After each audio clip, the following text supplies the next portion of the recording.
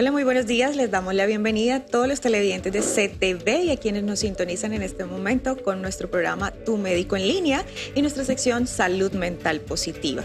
El día de hoy, como siempre, les acompaña los lunes y los jueves Maura Alejandra Herrera, neuropsicóloga clínica, y Carlos José de los Reyes, profesor de la Universidad del Norte. Hola, buenos días. Maura, ¿cómo estás? Bien. Tenemos aquí a nuestro invitado, Nicolás Burgos. Bienvenido, Nicolás. Gracias. Nicolás es psicólogo clínico, magíster en educación y especialista en pedagogía. ¿Cómo has estado? Correcto, excelente. Gracias por la invitación a usted y gracias por la invitación, Maura. Bienvenido, Excelente. Nicolás. Muy amable. Bien, el día de hoy vamos a hablar acerca de un tema que creemos va a ser de mucho interés para nuestros televidentes.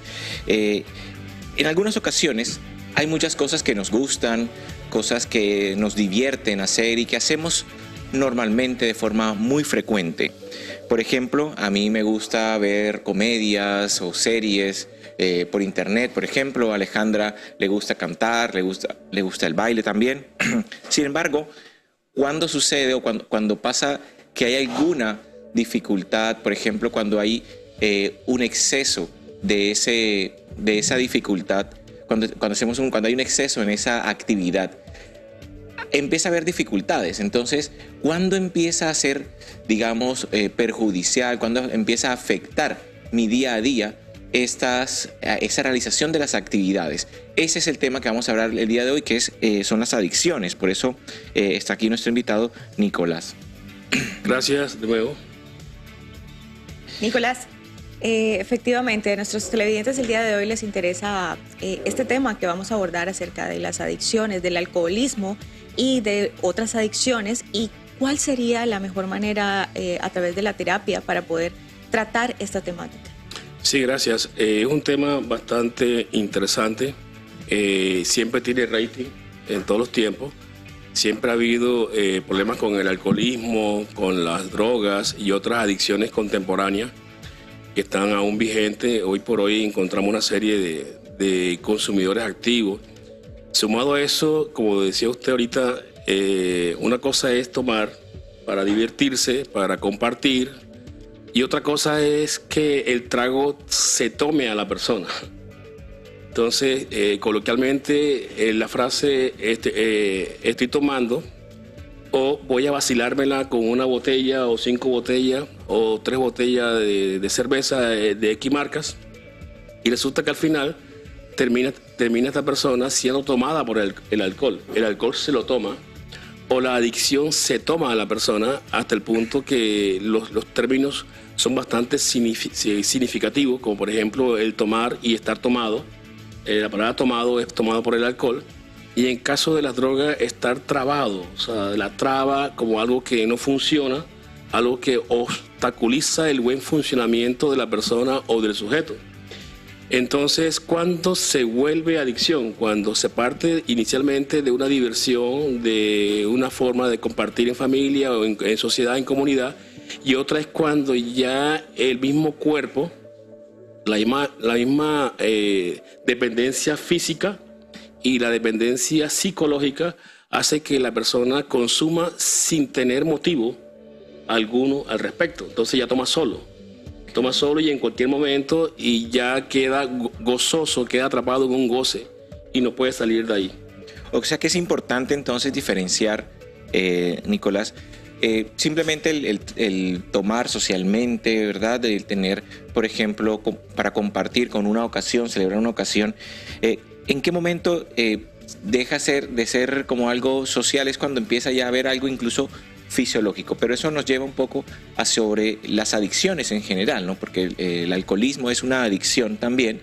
Entonces, antes incluso hablar de alcoholismo como tal, sería interesante tal vez para nuestros televidentes escuchar de un experto qué es entonces eso de adicción, qué significa, cómo diferenciarlo de una afición, cuando ya esa afición se vuelve desmedida y empieza a ser ya una adicción. Bien, cuando hablabas y preguntaba, me acordaba que en la época de antes, los juglares vallenatos, como Juancho Polo Valencia, Rafael Escalona y otros compositores, el escritor de música vallenata, Gustavo Gutiérrez, el maestro compositor, muchos de ellos tomaban alcohol para poder escribir sus canciones.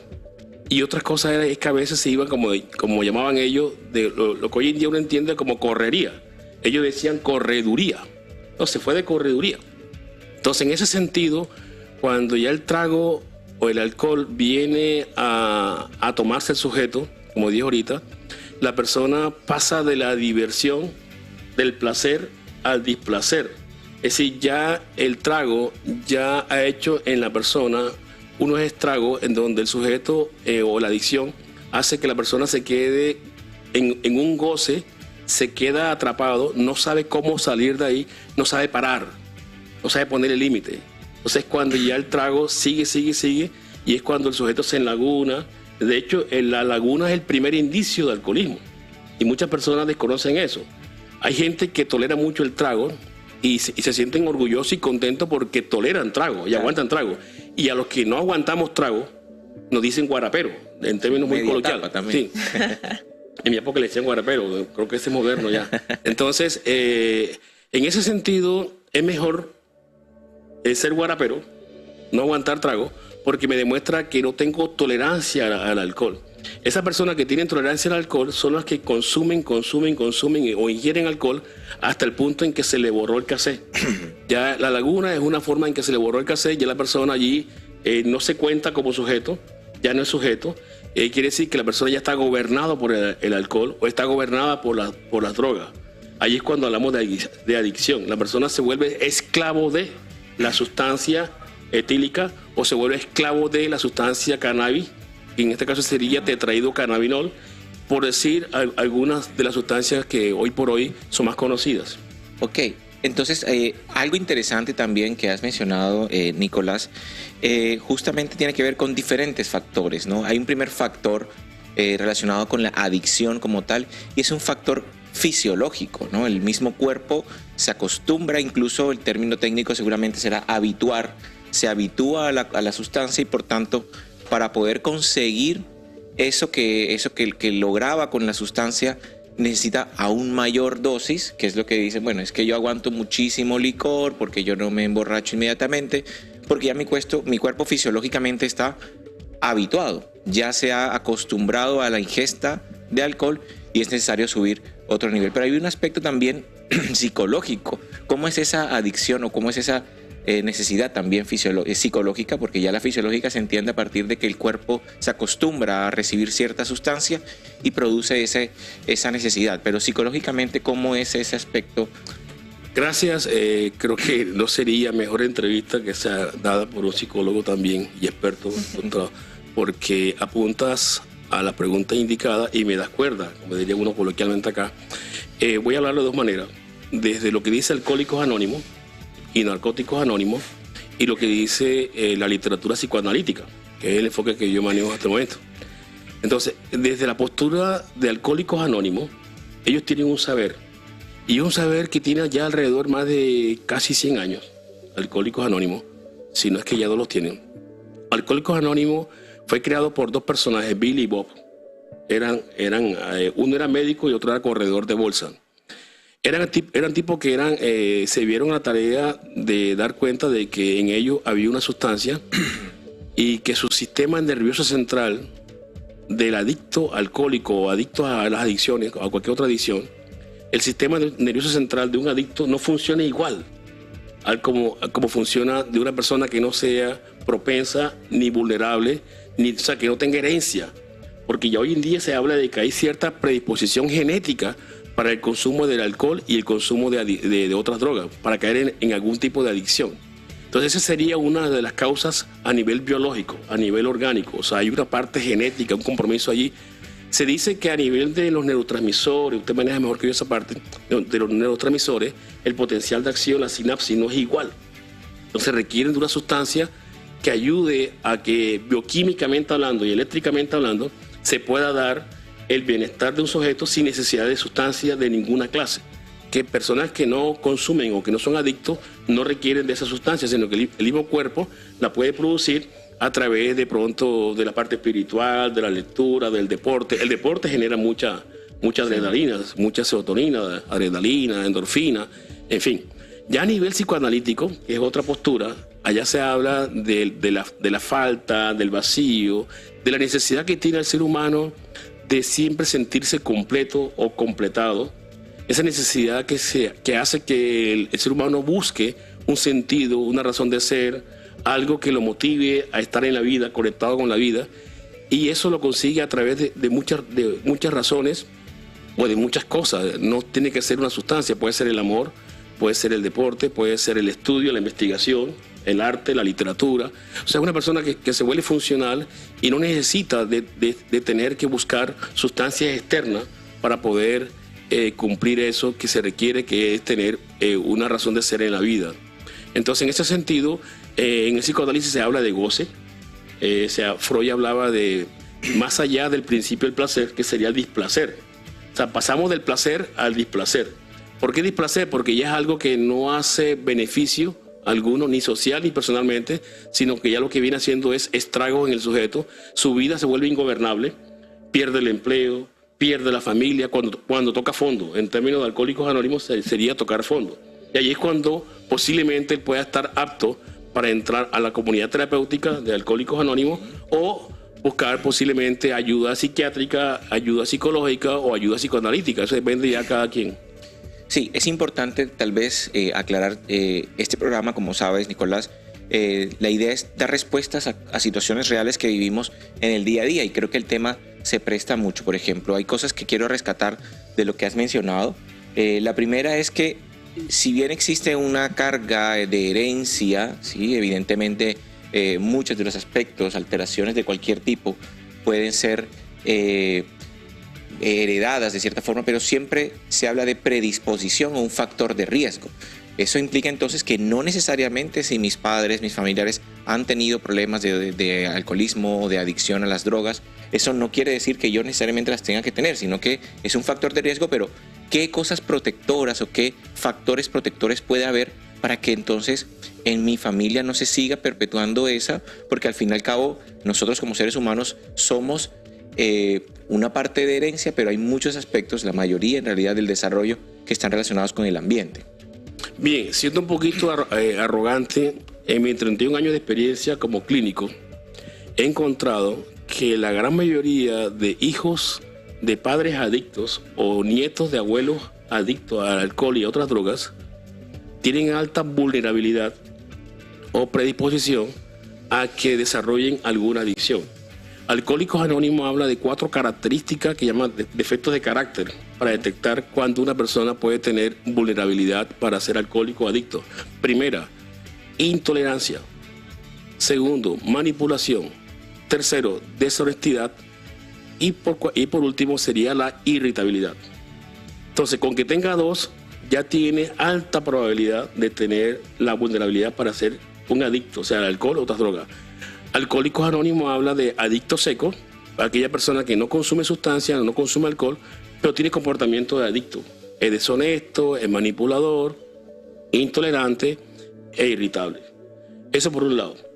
Es posible que hemos encontrado casos, cuando he encontrado casos así que hay cierta predisposición genética, se le sugiere como factor protector, como usted dice, es que el sujeto, el adolescente o el adulto no consuma alcohol.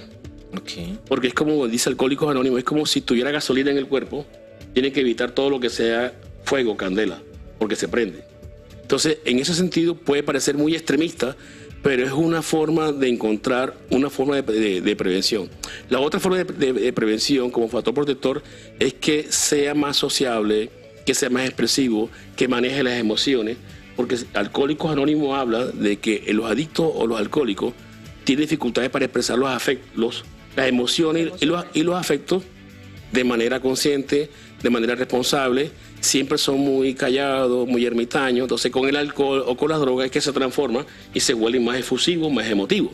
Entonces en ese sentido, a través de la terapia preventiva, se puede hacer que la persona aprenda herramientas o desarrolle herramientas que pueda, protegerlo para una posible no adicción. Desde el punto de vista psicológico, desde el punto de vista clínico, ya encontramos unos componentes que ya tienen que ver con ciertos microtraumas, como dice Juan David Ignacio. Microtraumas son aquellas experiencias que en la vida le fueron marcando y le fueron dañando su comportamiento, sus afectos, desde abuso, desde maltrato, desde ambivalencia. Hay padres que son muy ambivalentes, maltratadores, o sea, ciertas circunstancias que lo pueden colocar allí en donde el alcohol va a hacer en ellos un efecto que no hace, como dice Marguerite Duras, el alcohol hizo en mí lo que Dios no pudo hacer por mí. O sea, muchas veces lo que no hace la literatura, lo que no hace la misma religión, lo que no hace la ciencia en sí, ni la familia, el alcohol viene a hacer ahí un efecto. De hecho, hay estudios que también demuestran que algunos niños con TDAH, si son maltratados en cuanto al tratamiento, no de maltrato físico, si no son bien intervenidos a tiempo, tienden a tener alta vulnerabilidad y probabilidad de consumir algún tipo de sustancia, sea alcohol o otras drogas. Igual se puede validar. Claro, esa era una de las preguntas que tenían nuestros televidentes y efectivamente es eso. Hablamos mucho aquí del tema del modelado, ¿no? De cómo los padres enseñan a sus hijos. Y entonces en este caso, hablando específicamente del tema de las adicciones, acabas de mencionar, los niños tienen mayor probabilidad o mayor vulnerabilidad, como los mencionaba, de empezar a adquirir estos comportamientos y estas conductas. Entonces es de resaltar lo que acabas de mencionar porque es una de las preguntas que nos estaban haciendo. Sí, de hecho la música, la cultura caribe, acá nosotros se profesa mucho la diversión. Como acabamos de salir de carnavales, lo que dice la lectura del bando, la lectura del bando es puro goce. Joselite es alguien gozoso, tomar hasta cuando el cuerpo aguante, es puro goce. Acá, por ejemplo, una fiesta sin trago, se ve zanahoria, se ve líquiga, como diría uno acá. Se requiere siempre del trago, se requiere siempre de que, de hecho, usted coloca, por ejemplo, a unos niños a hacer un drama de cualquier colegio público o privado, en sectores vulnerables, que haga, por ejemplo, una dramatización de la familia, siempre va a aparecer un borrachito. El papá borracho, el que llega a tomar, el que llega a la casa, el que, en fin, porque sería una forma como de identificación, de contribuir casi muy similar a lo que el padre ha hecho con ellos. Claro. Aspectos interesantes para tener en cuenta, además, muy del estilo de salud mental positiva, ¿no? De llevarme a casa. Cosas que son importantes cuando existe ya antecedentes, por ejemplo, factores protectores. Uno que tal vez puede ser muy evidente y, como lo mencionabas, Nicolás, muy extremo. Pues bueno, mientras más alejado esté del consumo de alcohol, sea yo mismo, me imagino, o también incluso en un ambiente, en la medida de lo posible, que esté fuera del alcohol. De hecho, en una investigación que se publicó en una revista de la Universidad del Norte, justamente decía el consumir alcohol de forma exagerada y durante cierto tiempo ante los menores de edad generaba como ese modelamiento. Entonces, lo primero que mencionabas, alejarse. Segundo, también expresar, aquí tengo mis apuntes, también expresar las emociones, ¿no? Es poder brindarle espacios a la persona y que la persona aprenda a gestionar mejor sus emociones de forma que pueda comunicarse de forma asertiva, de forma que pueda expresarse, tener un grupo de apoyo, me imagino familiar también es importante, ¿sí? Y ver y encontrar tal vez, lo que entendí de la última parte es qué está compensando en este caso, ¿no? Pues qué falencia tiene desde el punto de vista psicológico y qué es lo que ese alcohol, cuál es la ganancia que se está generando con ese alcohol, o con ese consumo de alcohol o es que el consumo de alguna sustancia adicional psicoactiva, o incluso podríamos hablar tal vez de otro tipo de adicciones también, ¿no? El juego, las contemporáneas, las más contemporáneas. Cuéntanos un poco qué otras adicciones contemporáneas. Sí, bueno, excelente pregunta en relación a las nuevas adicciones contemporáneas. Hoy por hoy hay adicción hasta al azúcar. O sea, se ha descubierto que el azúcar es más adictiva que la misma cocaína. Por eso aquí nos metemos ahorita en algo bien complejo, y es que por eso la gran controversia que hay con las bebidas azucaradas, porque hay ciertas bebidas que se vuelven supuestamente energizantes, no sabiendo que la misma azúcar también ya lo que genera es eso, o sea, carbohidratos, genera el aumento de energía, en fin. Las nuevas adicciones contemporáneas encontramos la adicción al juego, adicción al sexo, a la pornografía, a los videojuegos, al chat, y todo aquello que te genere estar pegado en algo, ser esclavo de la pantalla, ser esclavo del videojuego, ser esclavo de la pornografía, ser esclavo de algo que te saca, no te deja ser sujeto. En la vida en que tú no puedes ser sujeto de deseo, y tú desapareces como persona, que no puedas decir no. No tengas la capacidad para decir no puedo, hasta aquí, está bueno, de tener límite, porque la idea es que tengas límite, todo tiene un límite, todo tiene un momento oportuno para poder dejar de hacer lo que vengo haciendo. Cuando eso no se puede, ya hablamos de lo que es adicción. Y hoy por hoy encontramos muchas. Y esas también se pueden trabajar como a través de la compañía de los grupos de AA, Alcohólicos Anónimos, trabajarle con los 12 pasos, que es impotente ante el juego, ante la pornografía, porque el sujeto es impotente, queda siendo gobernado por eso que lo está manejando, por eso es sentirse esclavo de. Entonces, una forma económica en el sentido porque nada puede pagar son los transportes para ir a un grupo de AA, un grupo de Alcohólicos Anónimos, o en su defecto buscar la ayuda terapéutica, la ayuda de un profesional, para poder ser abordado y escuchar toda la historia del sujeto, que por qué se quedó pegado ante ese tipo de adicción. Esa era una de las preguntas, ¿no? Cuando identifico que ya, o yo mismo, o alguna de las personas que yo conozco, amigos, familiares, tiene ya todas estas condiciones, todas esas características de las que hemos estado hablando, ¿qué debo hacer?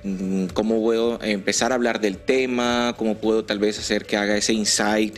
Y también qué debería esperar de un apoyo terapéutico. Sin duda, este programa no pretende reemplazar, por supuesto, la ayuda terapéutica profesional o especialista, pero sí poder, por ejemplo, hacer cosas en casa y cómo llevarlo y qué esperar. Es importante saber qué esperar de una ayuda terapéutica. Bien, de entrada depende de la edad.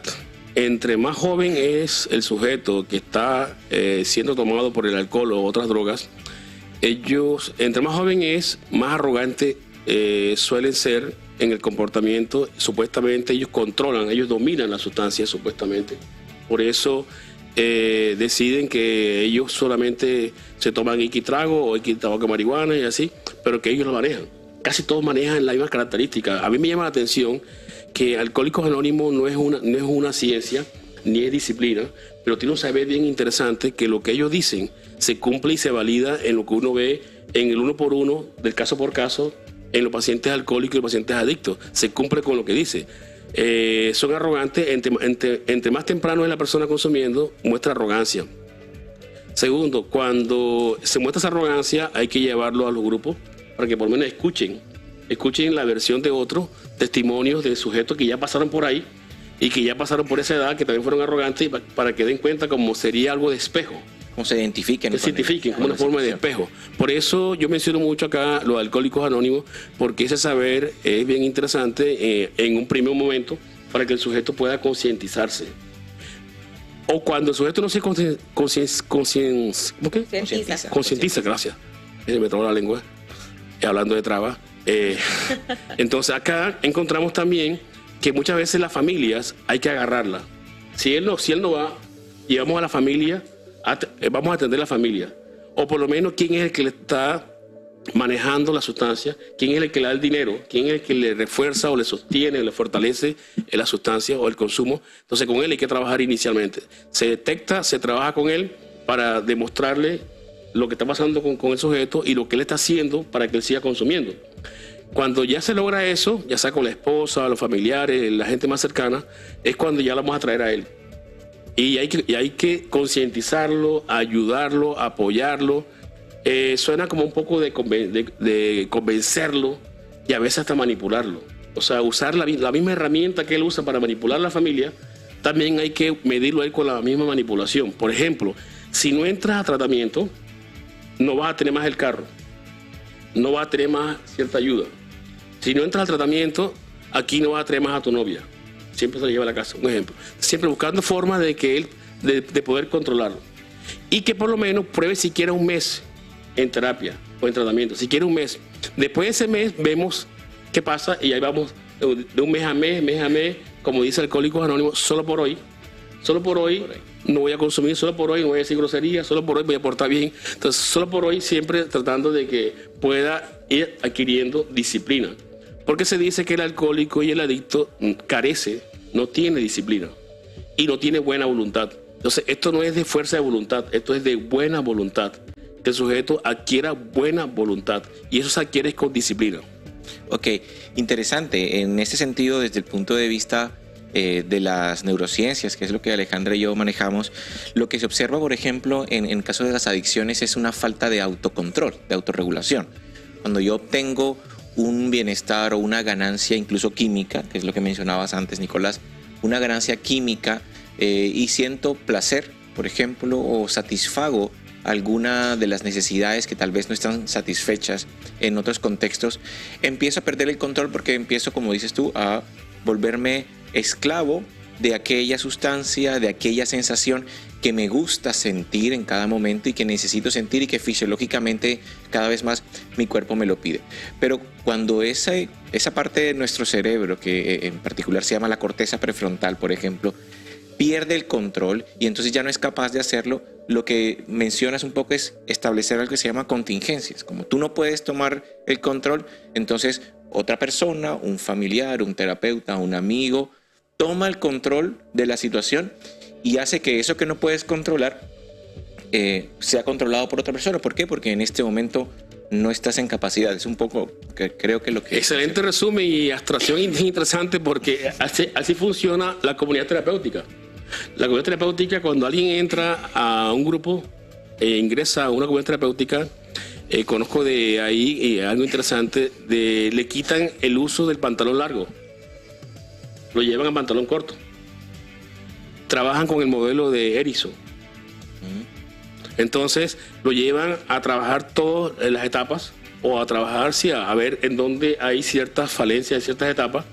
Entonces lo llevan a que el control de él está externamente. Ya aparece la autoridad como el terapeuta, la comunidad aparece como los hermanos, como una familia. Entonces allí él tiene que aprender a adquirir normas, reglas, y todo eso va adquiriendo disciplina. Aprende también a expresar sus emociones en las palabras que son, como son, lo que en el modelo cognitivo conductual habla de asertividad, comportamiento asertivo, comunicación asertiva. Entonces todo esto acá, lo que se le enseña en ese momento es a que aprenda, a que pueda hablar y ser sujeto.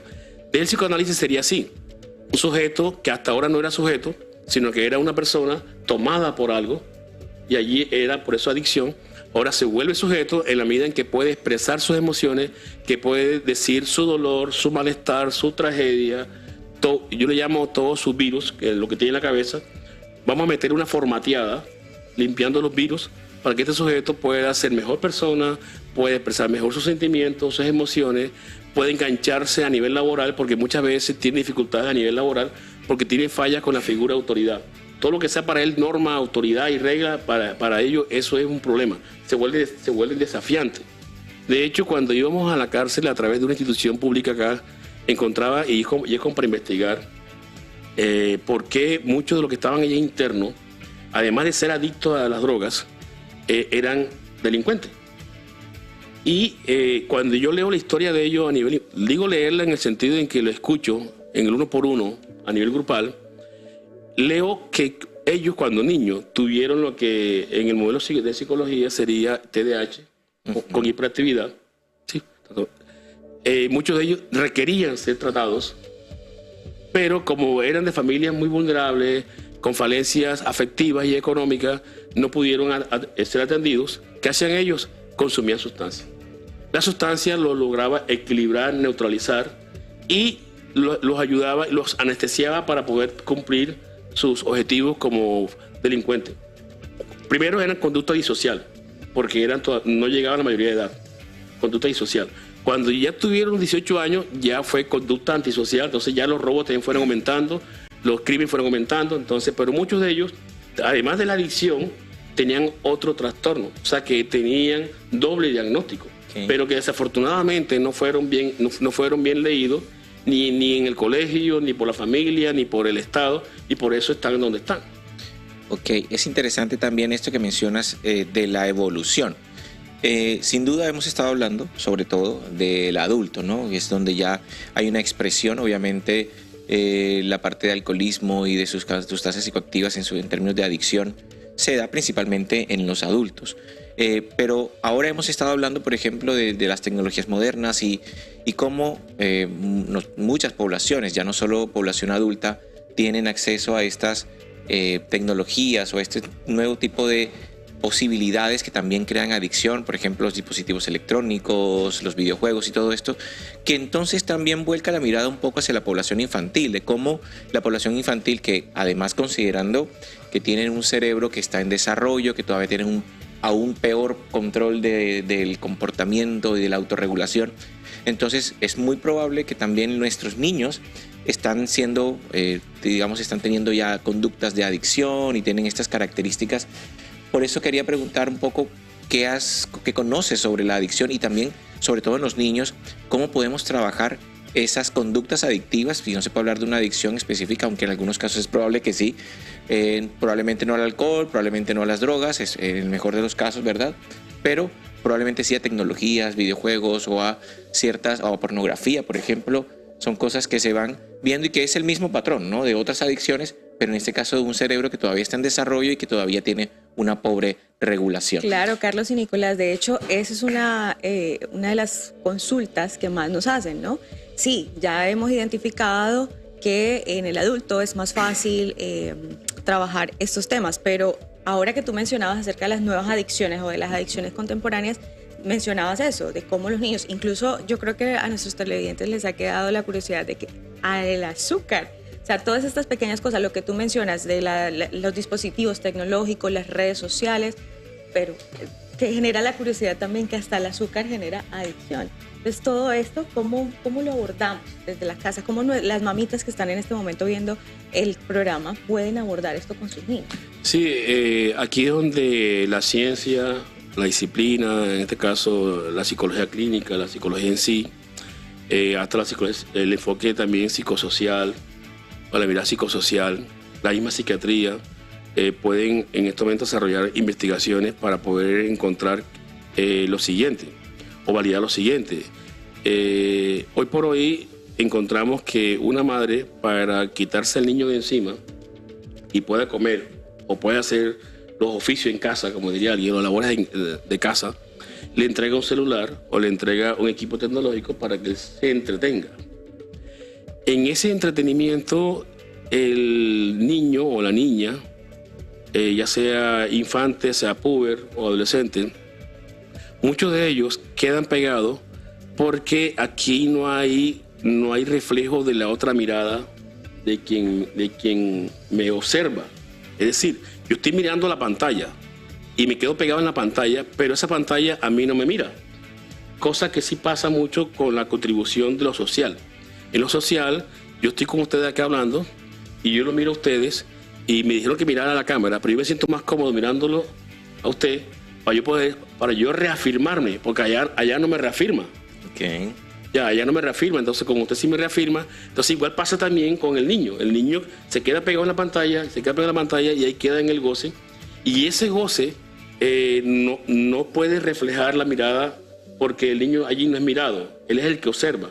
Y como ser humano, nosotros necesitamos ser mirados, ser observados, y necesitamos esa reafirmación, ya sea cuando uno está en clase o alguien dice así, o alguien te pone cara y dice, caramba, como que estoy diciendo algo malo. Entonces, esa mirada, o sea, yo me veo a través del otro como una forma de espejo y hay que mirar qué tanto eso contribuye a que yo quede pegado esperando esa mirada que aún no llega. Y hace que yo me quede pegado ahí, gozoso ahí, ya sea con la música, entretenido con la música, con los animes, con la pornografía, con el videojuego. Y además se me sube la adrenalina porque empiezo a jugar ahí y eso me genera una compulsión. Ya Freud, en uno de sus artículos que se llama Malestar en la Cultura, ya él decía que eso se iba a presentar, esos famosos gadgets. Entonces, esos gadgets que hoy tenemos nos sostiene. Nos sostiene de manera, se puede decir, con síntomas o con patología, nos sostiene solo, en solitario. Aquí voy a decir algo, no sé si se pueda, parece como un acto masturbatorio, yo con yo solo. Entonces, ese yo con yo me hace estar en una posición narcisista. Okay. Igual pasa con el adicto, pasa con el alcohol, y pasa con la pornografía, y pasa con la masturbación, y pasa con el suicidio. Yo soy el que me voy a suicidar, yo solo, o sea, nadie. Si tuviera otro ahí, evita que yo lo haga. Entonces sería un acto en solitario. Igual pasa con el niño, que entonces se queda pegado y mirando, esperando que la mirada se dé y no se da. Por lo menos se entretiene, aunque la madre ya lo deje de mirar. Por eso hay que promover más relaciones sociales en los niños, más juegos con los niños que puedan ser mirados por los adultos o por un par que pueda compartir con nosotros, que no queden solitarios, porque ese quedar en solitario es donde se va a quedar en la compulsión a la repetición y a un goce. Necesitamos niños felices, como decía Raúl Di Blasio, la misión del niño es jugar, la misión del adulto es trabajar. Ok. Sí, es importante entonces cómo nosotros promovemos, incluso a veces sin querer, por supuesto no hay ninguna mala intención por parte del padre, pero cómo a veces promovemos eso por solucionar el ahora y de pronto sin ver las repercusiones a largo plazo. Digamos que también desde el psicoanálisis como tal, parecería entonces que hay como una espera de un goce allí. De todas formas, también se puede entender como que el mismo disfrute, esa recompensa cerebral de la que hablábamos, que se produce con el alcohol, que se produce con las drogas y ahora también con el azúcar y con todos estos dispositivos electrónicos, videojuegos, también genera como esa sensación de necesito esto, por esa sensación de bienestar pasajero, por supuesto, que está allí. Pero tocaste un tema o un término muy interesante que de pronto es muy importante aclarar, que era de compulsión. ¿Podrías explicarles también a nuestros televidentes qué es esa compulsión? Sí, gracias por no dejarlo ahí suelto. Para ser adicto se requiere eso, compulsión a la repetición. Como dicen Alcohólicos Anónimos, Dios mío no me des, pero ponme donde hay. Es algo que el sujeto adicto, yo estoy cometiendo un error en mencionar sujeto adicto, porque se dice desde la literatura psicoanalítica que el que es adicto no es sujeto, queda siendo objeto. Lo digo así, sujeto, para que me entiendan, pero queda objeto de la sustancia o queda objeto de algo que lo lleva siempre a repetir lo mismo para lograr la misma compensación que estás diciendo, y eso sería el goce. Y en esa compulsión a la repetición es porque algo no se ha elaborado, algo no se ha trabajado en el aparato psíquico o en la mente. En su mente, el sujeto tiene que repetir una conducta de manera inconsciente como una forma de acting o de acto, porque aún no lo ha podido procesar, no lo ha elaborado. De hecho, uno escucha a un adicto hablar, un alcohólico, y ellos dicen, yo no le tiro mente a eso. Y no tirarle mente a eso es no elaborarlo, como si le diera pereza. Habría que investigar a nivel bioquímico por qué la pereza, por qué no puede pensar, por qué no puede reflexionar. Sí que tiene que ver con la función ejecutiva, no sé, usted sabrá mejor que yo esa parte, pero sí es importante encontrar que acá a ellos les cuesta trabajo reflexionar, y por eso mejor se van en acting o en acto. Por eso la compulsión a la repetición. Compulsión a la repetición, en términos más sencillos, es repetir sin saber que se está repitiendo. El sujeto no sabe que está repitiendo. Y sin poder parar. Y sin poder parar.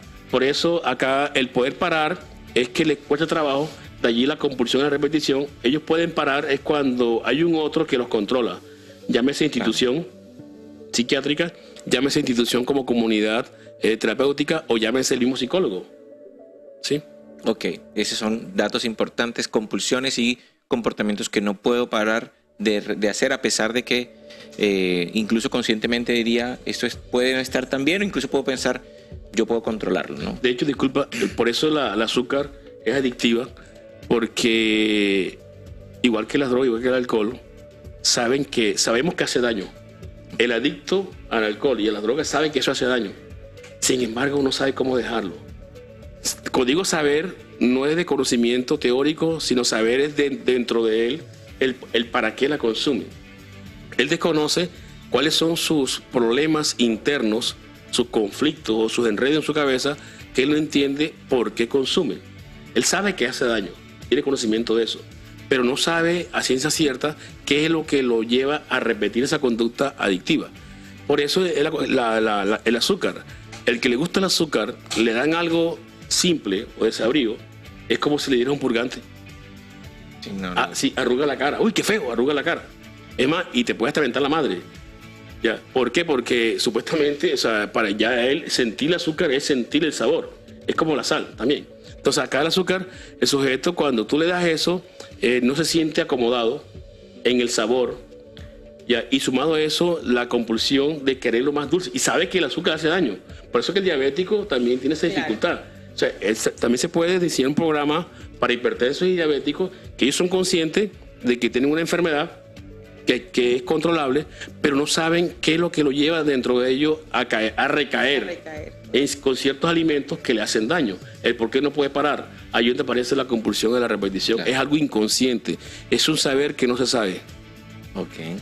Ahí ya nos dice también otras futuras entrevistas para que podamos trabajar todos estos temas y que, bueno, el canal tiene las puertas abiertas, doctor Nicolás, para que nos acompañes y podamos desarrollar cada una de estas temáticas de las cuales eres experto. Y bueno, que ustedes los televidentes en casa también se animen a postear, a escribirnos a nosotros qué temáticas quisieran encontrar aquí en Salud Mental Positiva. Entonces te damos las gracias, Nicolás, porque todo lo que nos has hablado el día de hoy, sé que van a quedar herramientas en casa para poder abordar esas temáticas como la adicción a las diferentes formas que ya nos mencionaste. Entonces, gracias de nuevo, Nicolás, y cuando quieras volver por nuestro programa, bienvenido siempre. Gracias a ti por la invitación, gracias también a ti, Carlos. Rico, sabroso estar en esta, como dice Francia. Rico. Muchísimas gracias entonces, Nicolás. Y gracias a ustedes, televidentes en casa, por acompañarnos este día. Recuerden que nos vemos todos los lunes y jueves a las 10 de la mañana con todas estas temáticas que abordan la salud mental de todos ustedes en casa. Nos vemos, síganos en nuestras redes sociales a través de CTV Barranquilla, Facebook Live y YouTube.